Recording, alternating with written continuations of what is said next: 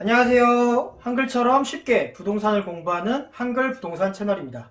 자, 오늘은 주택 임차인의 계약 갱신 요구권에 관한 Q&A를 준비를 했는데요.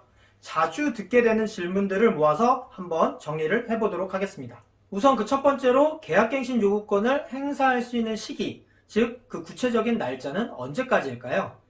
현행법 기준으로 6개월 전부터 2개월 전까지 계약 갱신 요구를 할 수 있게 되어 있죠. 자, 그런데 이 2개월 전이라는 것이 정확히 며칠을 이야기하는 것인지 앞뒤로 하루씩 헷갈릴 수가 있어요. 예를 들어서 개정법 시행일 이후 체결된 임대차 계약이라는 전제하에 이야기를 해볼게요. 그러면 만료일 2개월 전까지 임차인은 계약갱신 요구를 해야 하죠.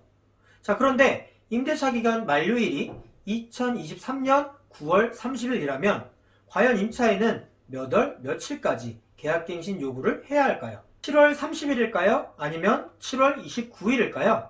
굉장히 헷갈리시죠?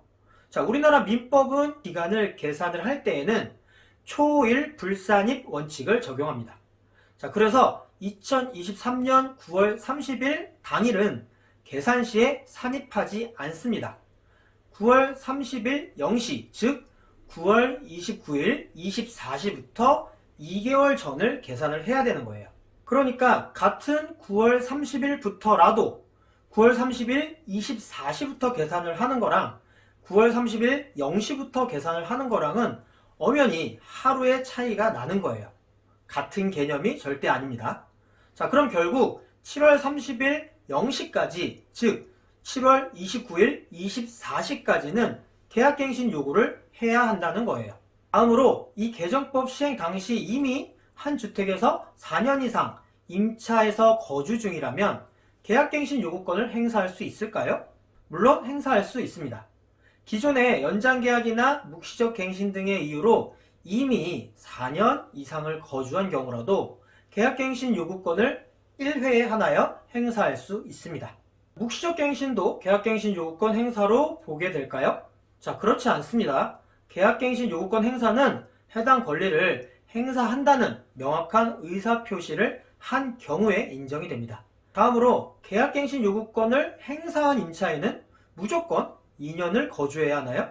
그렇지 않습니다. 계약갱신 요구권 행사를 해서 갱신되는 임대차의 존속기간은 2년으로 봅니다.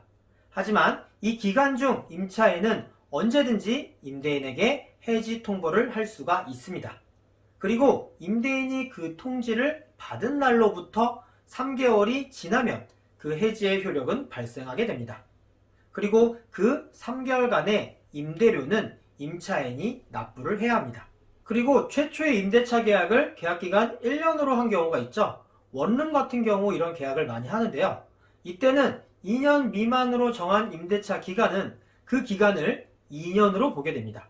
그래서 1년을 일단 살고 그리고 플러스해서 1년을 더 살고 그렇게 2년의 임대차 기간이 끝나기 전 6개월 전부터 2개월 전까지 이 기간 사이에 임차인은 계약갱신 요구권을 행사할 수 있습니다.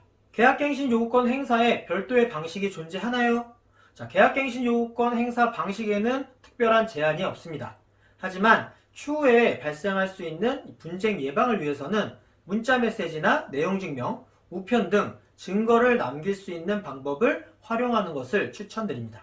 오늘은 이렇게 주택임대차보호법의 계약갱신 요구권에 관한 제가 자주 듣게 되는 질문들 몇 가지를 정리를 해봤습니다. 저는 그럼 또 다음 영상에서 좋은 내용으로 찾아뵙도록 하겠습니다. 한글부동산 구독하기, 좋아요 부탁드립니다. 감사합니다.